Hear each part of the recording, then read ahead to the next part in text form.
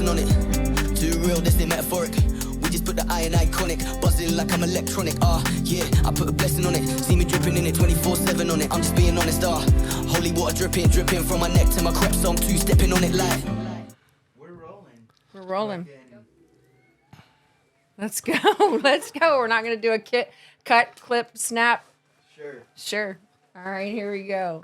Hey, everybody. I'm Tiffany Foy. Welcome to the Ramblin Gypsy podcast. And we are back in the She Shed with Creed Fisher. Creed has been here with me once before. And we are talked about doing this show. We've got some other things we're going to talk about as well. But when we had you here previously, we talked about your 2025 tour. And that has now been kicked off. It is 2025, and you have done how many shows? Couple weekends. Yeah. And you had some couple good weekends, though. Run into some weather. Had some weather, yeah, a lot of snow. It didn't snow on us, but it was everywhere. So yeah, Ohio, there was snow piled up everywhere. So, but it's been some good shows so far. I've had a really good start to the tour. And where are you at so far? Well, we just played in Troy, Ohio with my brother, my buddy Brian Martin. It was my first arena show. Nice. So that was cool. And then the weekend before that, we did Indiana with my brother Frank Foster, which I just had a single. He brought me in on his single, Some of Us Still Do. Yeah. So we did a video for that. It's on YouTube, and that was a success. We sold out the venue there in Indiana. So nice. It's been a good, fun start to the tour so far. Good deal. Yeah. And it continues through. I'm always on tour, but it'll be through the end of the year. Yeah.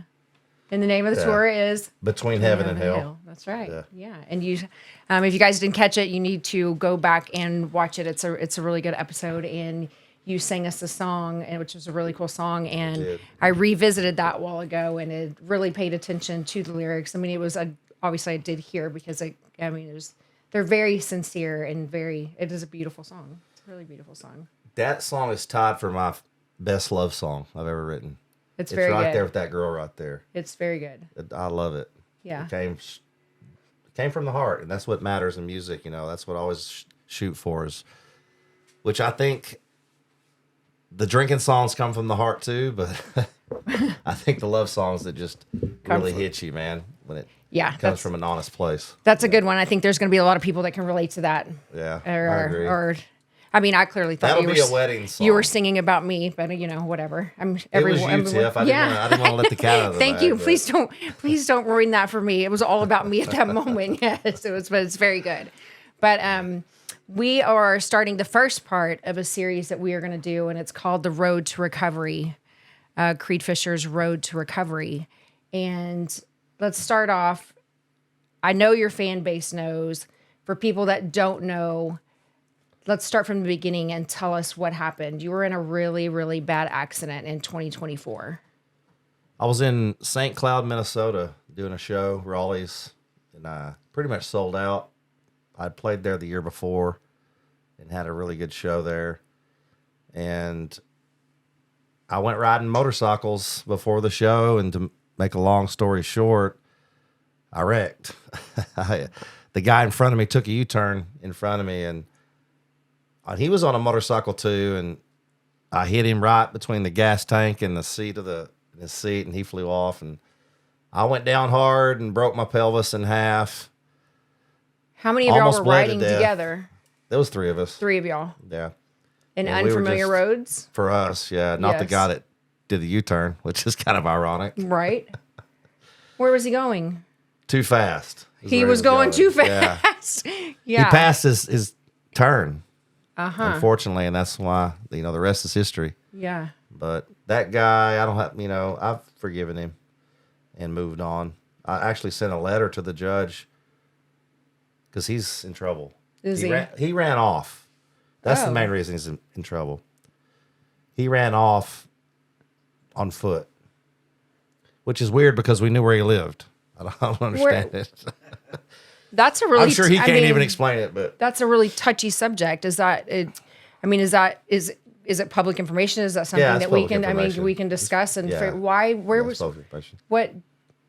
Were you? Have you been able to ask him Bro, what were you doing? Why'd you I know run? why. I know why he did. He had been drinking. Right. And no one knows how much because he Right. ran off. Right. Wow. That's the speculation at this point. Right. But there's another law that's almost as bad as DWI when you hurt somebody and run off. So I sent a letter to the judge and asked, I told the judge that I didn't want him to go to jail. Just, don't let him off, but right, for a pardon of some I don't sort. want to see the guy in jail. I mean, him going to jail isn't going to make my life any better. Right. But definitely some probation. He doesn't need to get off scot-free for what happened. Mm-hmm. But I've moved on, to be honest with you. I'm in a different zone in my life, a different place. The person behind you, there was 3 of y'all riding, so it was him. Turn my chair a little. Yeah, there you go. It was the gentleman that did the U-turn, then it was you, and then there was somebody else behind you. Yeah, my buddy Kyle. It was his bike, his son's bike. That you were riding? Unfortunately, yeah. I was in Minnesota, so it was a bike I was unfamiliar with. Right. And I don't know to this day if it totaled the bike or not. I haven't never asked him. But and I admire the fact he never asked me anything about it, Yeah. So whatever happened to the bike, we don't know. I Right. don't know, but they've been supportive, and thank God for him, man, Kyle Crone, because he was the only one left to call call anyone. Right. The other guy ran off, so if it had been up to the other guy, I'd have just died on the side of the road, which I almost did. So you broke your pelvis. Crazy. What were your injuries? It was pretty gruesome. Yeah. I broke my pelvis in half. So basically, my 2 legs were no longer attached to each other. And when I tried to get up, I went one way and this leg went the other way. And so I laid down and I knew I was broken. I knew something serious was broken. It was painful as hell. So you did feel the pain. Oh, so bad. So bad. And it took them 20 minutes to get to me. And I was bleeding internally. And so I almost died. And it's crazy. And I laugh now. Thank God I can. Right. Because so many things are going well for me this year in 2025. Right. But the whole time I'm laying on the ground dying, basically, or almost dying, all I can think about is how I'm going to tape myself up and go play the show that I was supposed to play in an hour. Right. Okay, so keep in mind, every finger except my pinky, because you can see the pinky's not out as far. Right. These 3 fingers were going in all 3 different directions. This finger was going straight that way, and they were all just mangled, And because the first thing that hit was my hand when I went down this way. And you were coherent enough. Your body didn't go into shock to where I never hit my head, and wow. I was awake the whole time on the side of the road, cussing that guy. Maybe that's why he ran off. Yeah? Yeah. Well, he thought he just killed Creed Fisher. He really did. And I don't, listen, I'm not his judge. I'm not his judger. So I lived and I kept my leg and everything's good. And he shouldn't have run off. And that's on him. So ambulance came, obviously. Yeah. Were you aired? No, it was kind of messed up because when the ambulance came, they couldn't give me nothing for pain because my blood pressure was so low. And then when it got me to the hospital, my blood pressure was 60/30. Wow. So it was, and so your organs start to shut down at that point. And it was intense. I had a near-death experience. And thank God, came out with my legs still attached. Are you really glad that you were coherent? And this is why, and I'll, because I was in a very similar situation, but my situation was a wee bit different than yours, which is why I'm asking: are you glad that you were coherent enough to realize what was going on? Or yeah, absolutely. I'm glad that I have those memories, and I'm glad that I didn't hit my head. Right.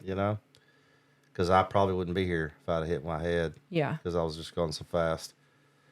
Road rash. And I could have easily paralyzed myself from the waist down. I literally broke a bone 2 inches away from where I could be paralyzed from the waist down. So just the simple fact it broke there, Mm-hmm. But I'm counting my blessings at this point. I'm in a good place. And You know, I'm doing the biggest tour of my career, and probably healthier than I've been in a good minute. So when that happens in a sold out tour, a room, people are waiting for Creed Fisher to come walking out on the stage within an hour. What happens at that point? What do you? I was kind of wondering that myself. Yeah. You know? I mean, I wish I could have been a fly I on know the a wall. lot of musicians and a lot of not just any, but people that have a stage presence. And when you're waiting out, what happens? Who handles that? I mean, what? You know, it was for everyone involved. It was not a good day, Right. but I really have to give a lot of credit to my fans for how they handled it. People were just worried about me, and that was something that made me feel really good. Yes. Because I was worried about the crowd and how they were gonna, Right. They're gonna call me No Show Fisher or something. Right. You know? Yeah. But they were just, when they announced that, man, you could have heard a pin drop, and this is all from what I heard. Mm-hmm. You could have heard a pin drop, and people were just worried, Right. Because at that point, we didn't know if I was going to make it or not. I mean, and there was actually a story came out during that early time period where they said I had died. It got twisted because there was some other guy named Creed had wrecked that day, same day, Really? in some other place, and he had died. And so Wow. people were still unsure if I was okay. If it was actually you or what was going on. And right. so the fans acted really, really awesome. So I was very thankful for that. And sold out show. Yeah. You know, and it was. So you're not at home. You're in an accident. The dude flees the scene. You're in the hospital. Not at home. Not at home, which I probably just said. But how long were you at that facility? I was at that place in St. Cloud for 6 days. I was the Saturday when I wrecked, and I got out Friday, the next Friday. And it was crazy. I mean, I had people outside the hospital. Really? Yeah. Gathering and with signs and things. Yeah. Playing music and blaring my music. They and didn't have to hollering. transport you? And I mean, how were you? No, I went there. St. Cloud Hospital there. Mm-hmm. And I'm going to go back and do something special for my nurses That's that awesome. were there. I'm going to make sure that, they're there when I go. Right. And try to go do something special for them. But no,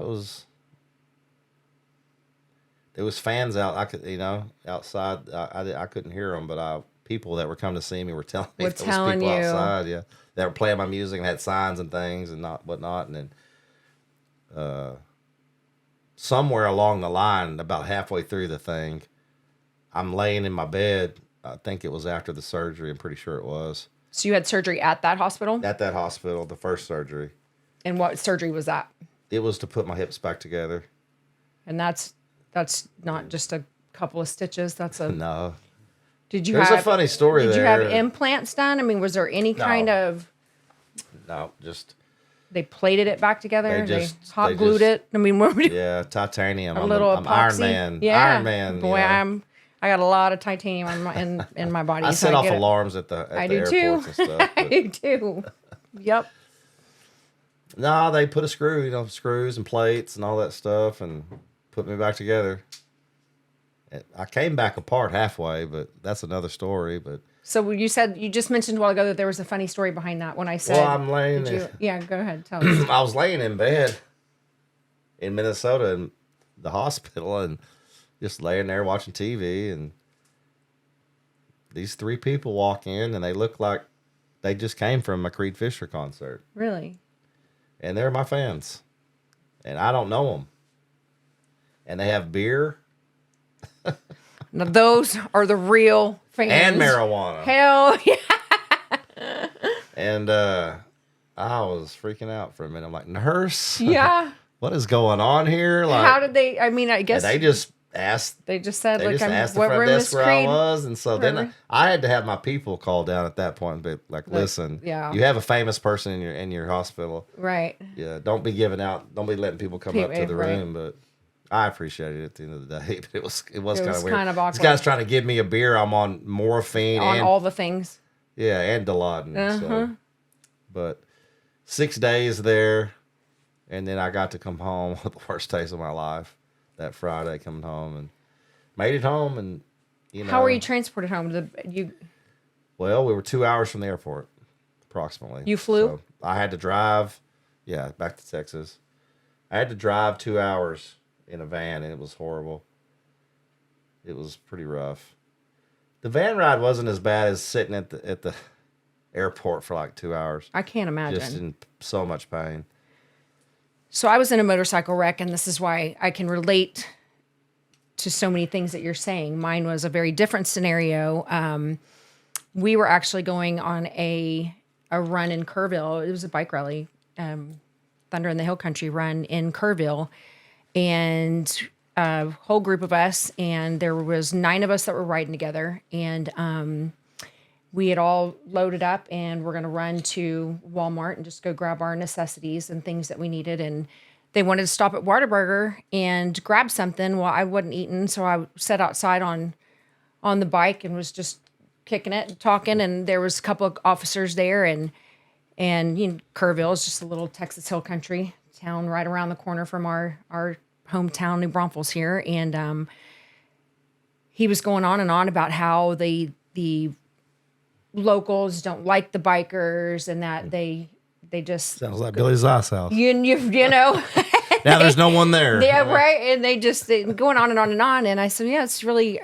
I mean, there's a lot of old money in Kerrville, and I get, I mean, there's a lot of racism or whatever you call it. I use being racist in a very broad term, but bikers are judged. We all judge things in our own form and fashion, but he was going on and about how the locals just didn't like him there. And then at the same time talking about how much money that we all bring to the community and that we spend and everything that we do. And so it's a catch-22 for a lot of these little towns. Well, ironically enough, we had left there, loaded up, and went to Walmart, and there was a Dodge truck that kept jacking with all of us and would go back and forth and was just revving his engine and just being a real prick. And sure enough, we were going around. There's almost like you're going around a plaza down there, but it wasn't. It was just like a half turn, and it's got the guardrails with the drainage ditch. And this truck ended up clipping our back tire, and I was on a 1973 Sportster, souped up and just gnarly. And I just so happened to have a titanium knee brace on my leg. And at the time I had my cell phone clipped on it, but I'm the world's worst. And then still to this day about wearing a helmet, I'm very claustrophobic, and I had on a tank top. I hate wearing helmets. I do too. I had jeans on, and I had my Harley boots, and the bike laid down, kicked me. I was under the bike. So the bike skid around. We hit the guardrail. Then it scooped me back up, and I flew up in the air and went down into the ravine, into the ditch. And which is why I was asking if you were coherent enough and you could feel everything. Me, I remember thinking, oh shit, we're going down. And we did. And I grabbed my head, and I just remember rolling and rolling and rolling. And then I just kept thinking, man, am I going to ever stop rolling? And then when I finally did, I had zero pain. I didn't feel anything. I was just really tired. I was just super tired. And I thought, I'm just going to lay here and I'm just going to go to sleep now. And I laid there, but I didn't feel anything. I didn't feel any pain whatsoever. And I could hear the helicopters trying to find me. And so, yeah. Wow. They found me, and I was in the hospital in Kerrville. I had broken my back, shattered my hand. I hope broke my that ankle. guy lost. They never found the guy. They never found the guy. Never found the guy. And there was 9 of us riding together, and everybody behind us. They saw. I think we were the second or third bike, and then the rest of them were all behind us. And for whatever reason, But it's kind of crazy how your body goes into shock, and because I didn't feel anything. The only thing I never felt my pelvis break. Yeah. That's why I jumped up. Right. Because I've been down a few times, and that's the first thing you do. if you can. Yeah. You jump up. Right. And you don't, I mean, you're just in shock, Mm-hmm. basically. Yeah. You know? Yeah.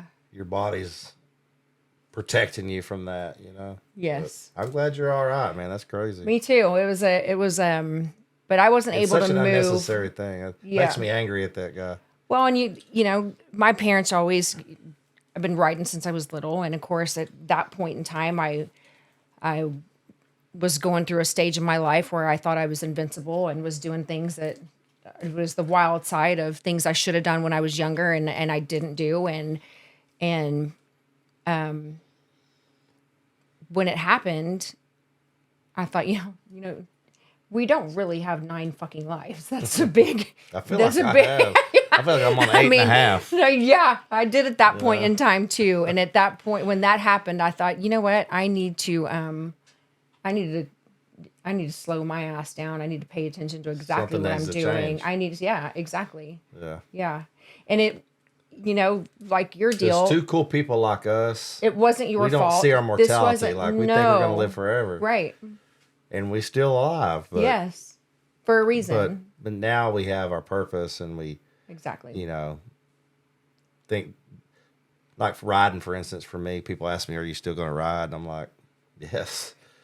Now, I got that a lot too. Am I going to ride as much as I used to? No. Right. Probably not. A different I'm going to get a respect. 69 Nova. Uh-huh. I'm going to go sometimes in my car. Right. But I can't just quit riding.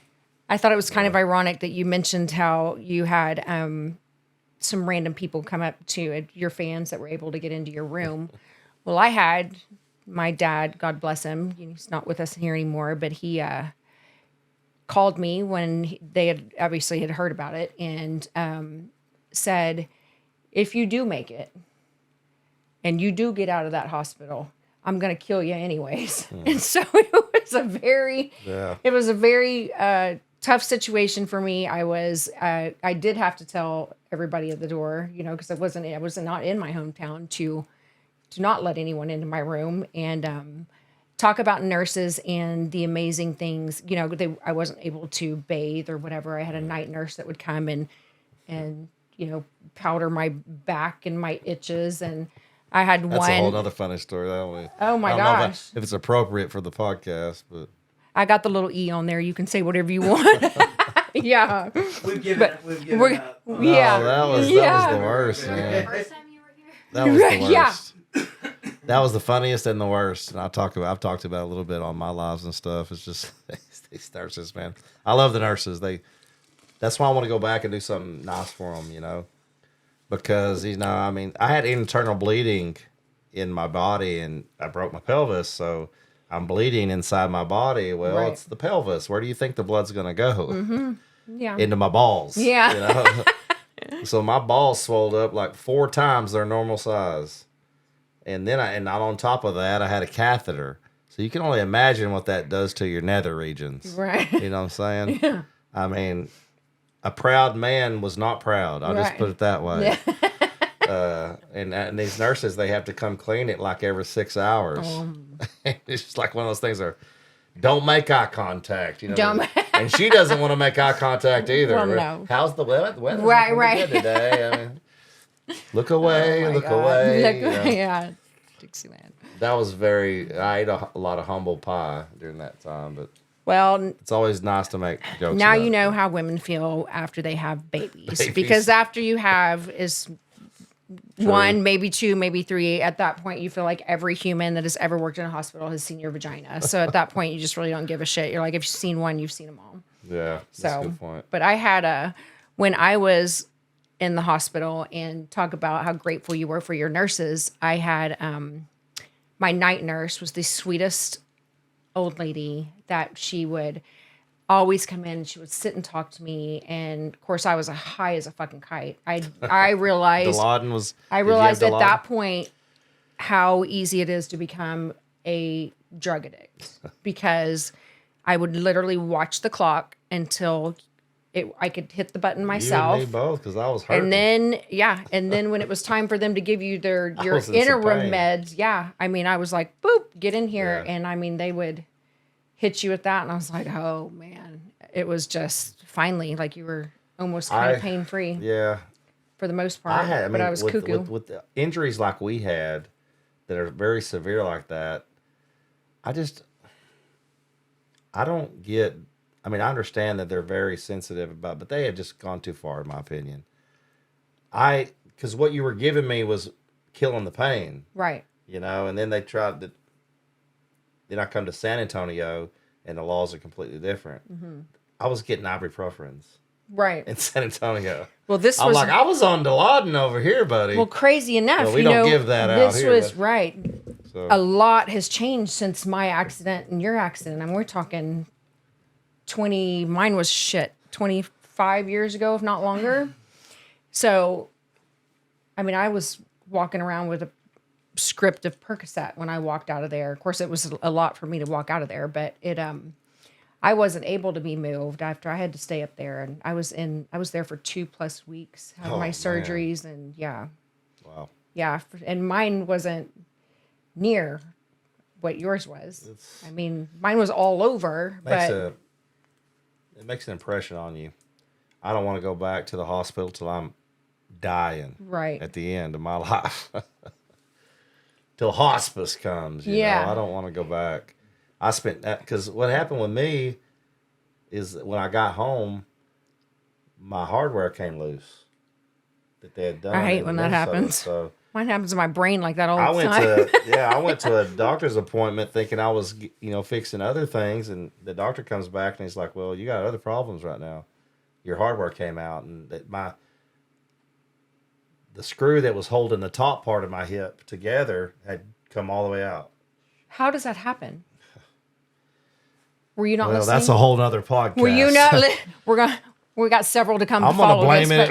Yeah, yeah. Well, to make it the shortest possible, you don't put a Minnesota screw into a Texas boy.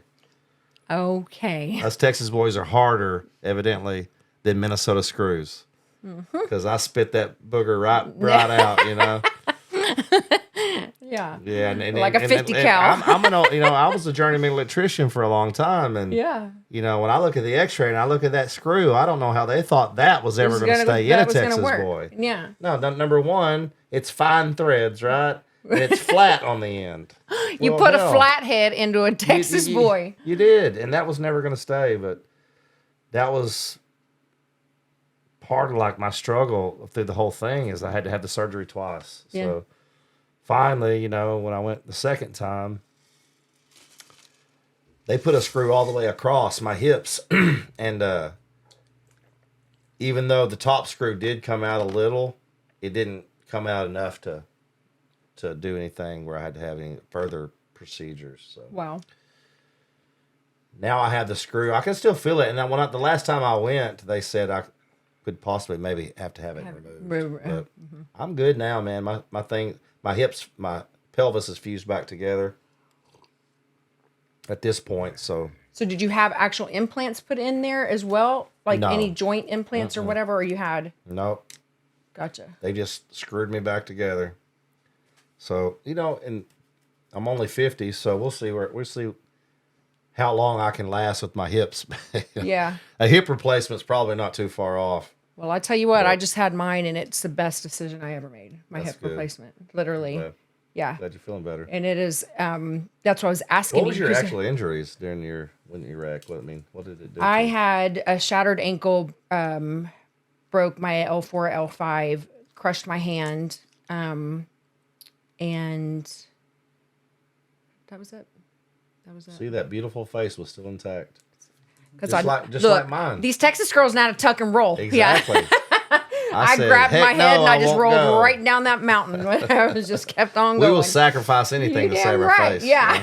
I mean, who would have thought it's kind of when they say when the bug hits the windshield and it thinks, oh shit, real fast. I mean, that's exactly I'll never have the guts to do that again. My mentality level was, oh fuck, we're going down, and it did. And the last thing I remember was what saved my knee, probably, which was ironic because I've had 3 knee surgeries, and was I had a titanium. You've seen them, the big long ones that look like robots wear. And that's what I had, which is, and when I went down, that's the leg that I was on. So that brace is literally probably what saved my entire leg. That's good. Yeah. Amen to that. Crazy enough. Yeah. I was worried about losing my leg. That was the last thing I was talking about when I finally fell asleep. Because when they finally were able to give me some pain meds, I started asking questions. Yeah. Like, am I gonna die? Right. Please don't let me lose my leg, doctor. My Take my head first, please, before you take my leg.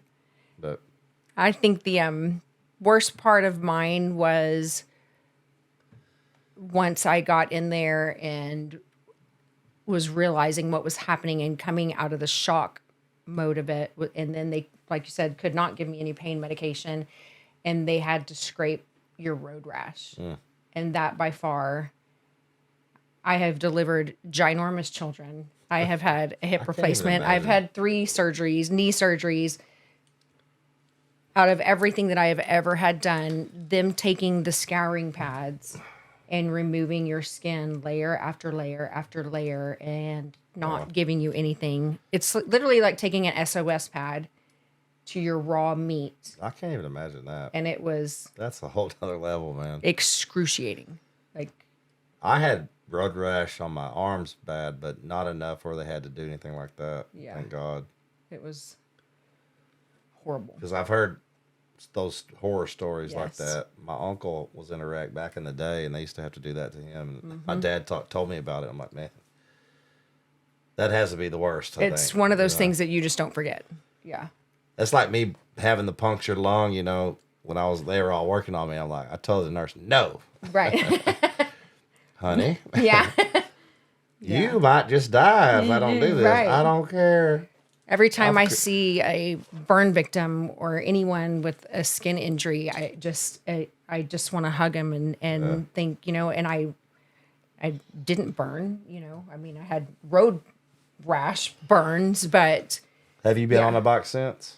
that was when you said you had somebody ask you if you would ever get back on a bike again. You said yes, and yes, I have, but I have not ridden on the back of a motorcycle with anyone until last year. And I can understand that. it At least I have control over the the handlebars, right. And so I've that only was ridden one twice. thing. So. Yeah. I mean, I zip around. I zip around on my little Vespa all over the place, and I ride it constantly. But Unfortunately, I don't feel the same way I used to. I used to be completely oblivious. Same. I see things now that I didn't see before, and it stresses me out a little. Like, for instance, just a simple fact of you're passing an SUV or an 18-wheeler or whatever it is, 2 foot from them, and are they on their phone? Or, Yes. because I don't have another fall left in me. I agree. It definitely changes your... I'm seeing things I've never really... And it makes me a little... To be honest with you, I don't have as much fun when I'm riding anymore because I'm stressed out. Because you're stressed out. Yeah. And I wish that wasn't the case, but I have to be honest, it is. I think... And not only that, the times I've ridden, or 2 of the times I've ridden, I had a girl on the back. And that is super. Huge... that's a whole different thing, man. Because I take my life in my own hands, and that's between me and God. But when I have someone in the back, I can never let that happen, man. I couldn't forgive myself. Honestly, I can't believe that you would put somebody on the back. Well, not saying that I took it very serious. Well, of course, but not saying that's a bad thing. I'm just saying I know that even driving a vehicle, since then, and like I said, this was 25 some odd years ago. I take everything I can scan all the way around me, but regardless of how conscious you are of everything that's going on around you, it is not in your control. The only reason why I did that was because it was downriver road, and that is the most comfortable road that I feel riding. Right. Like, I've ridden down that road so many times, and I would never have put her on there and went down 306. 35 or something to that. Yeah. Oh, definitely not 35. No. Not even 306. Right. 306, like for me, that's the dangerous road I drive down a lot. You Right. know? I never get on the interstate on my bike. Now, I Right. have in the past. I rode to Austin one time, and it scared the hell out of me. Right. And I never did it since. Well, I just It was to get weed. I'm not gonna lie. Right. I was just on the back of a bike for the first time in a very long time, and this guy's been one of my best friends for forever and ever and ever. And I could have probably thrown up 15, and I'm not a puker, and I could have probably thrown up 15 times. We were on our way to Coda, and I finally, about halfway there, what's the exit to take to get to your place, Nick? It's, starts with a C, doesn't it? Creedmoor. Huh, ironic. Isn't that crazy? Yeah, Creedmoor. Creed Fisher, but That's ironically, right by the toll road. right when we exited there was when I decided you need to either breathe, you're going to pass the fuck out on the back of this thing. One, I don't weigh enough for you to even realize that I'm freaking back here anymore. Right. Or I'm going to stroke the fuck out. And I finally decided, and by the time I got there, I was like, my legs were shaking. He's like, what the fuck is wrong with you? And I said, man, it's no matter how long it had been, that was still a struggle for me. But then there's people that I know that have been in accidents and things that have happened to where they jump up and think, well, that didn't kill me. Nothing's going to fucking kill me. So I'm just going to keep on keeping on. I'm like, wow. I don't think they went through what we went through. Because I've been through some wrecks. I've went down 4 times. And one time I had to go to the hospital. Actually, one time that I had to go to the hospital, I went down on my face. So I had I had to do a CAT scan, the whole brain thing and all that. It knocked me out, actually. And so even after that, I was never really scared or like, it didn't change me to the extent this last one did because I almost died, And that's like, how important is riding that motorcycle to you? Well, it's important to me. It really is, but it's not the most important. And I think it's all about balance. And I used to ride my bike all the time, and now I don't. I ride it for fun when I can, here and there. And other than that, I take the car. Why is it important for you to still ride?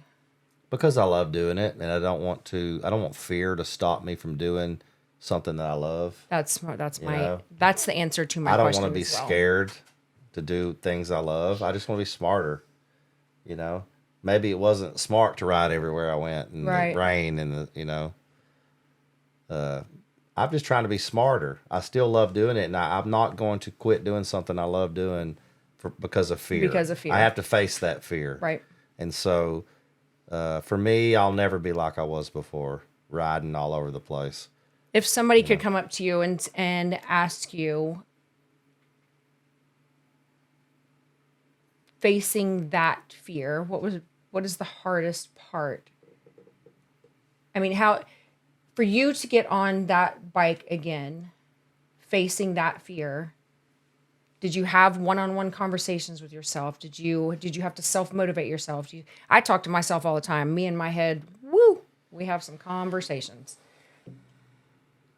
Did you have to really dig down deep inside the soul of Creed Fisher and go, hey? I operate a little different. I might have the conversation in my head, and then I'll put it away. Right. I'll file it, and I don't go back there because I know it's something I have to do. Yeah. And then the minute I showed up at the Harley to get it, I pulled the file, and I'm like, all right. And it was a little scary. It really was. Right. And it was crazy because it's just the first time I've been back on a motorcycle. All I was doing was riding my bike from the Harley dealership to my house, which is 2 miles. And my girlfriend was following behind me. But I was still nervous. Were you a nervous wreck? I wouldn't say I was a nervous wreck, but I was nervous for sure. And ever since then, I've been on 2 rides since then. And it'll never be the same for me, to be honest with you. Yeah. Because and another thing is like letting my family down, either I die or something bad happens to me, and then I can't be what I need to be for them. So that's where I'm at with it. I get And that. I see it means a lot to you too. Yeah, it does. No, Yeah, it was my kids. Yep. But hey, Well, we lived. We did. But did you die? Good. I'm glad you made me laugh. Can't have my eyes leaking on the show. No, we didn't die. We lived. didn't. We lived. Yep. Well, we have a lot to talk about. That is the first part of our road to recovery with my tears rolling down my face. But That's all right. Let it out. yeah, it's good. Trust me, I've done it. I'm so glad you're here. I had 2 pints of blood I had to get, and I'm pretty sure whoever I got it from is a crier. Because I just keep Wasn't me, 'cause crying. I can't. I don't know how much blood Yeah, she had to get. Yeah, no, I don't either. I can't donate. me a hug. I Give me can't a donate. hug. I love you. I love you, Mama. I put a blessing on it, see me dripping in it 24/7 on it. I'm just being honest, holy water dripping from my neck to my crep, so I'm 2-stepping on it like